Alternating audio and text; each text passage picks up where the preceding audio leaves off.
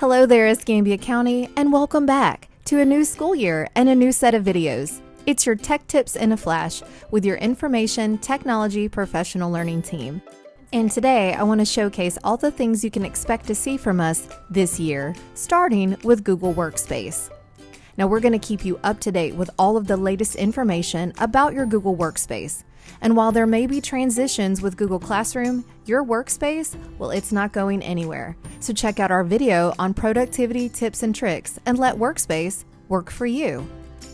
We're also showcasing new topics: cybersecurity monthly tips, digital citizenship pointers, resource discovery and guidance on those resources, and new clever shortcuts for Google Apps and Workspace.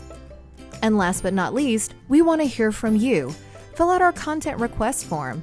You can find it in the details of this video. That way, we keep making videos that you want to see. From all of us at the Byte of Tech family, we wish you a great year, and we look forward to sharing those tech tips in a flash.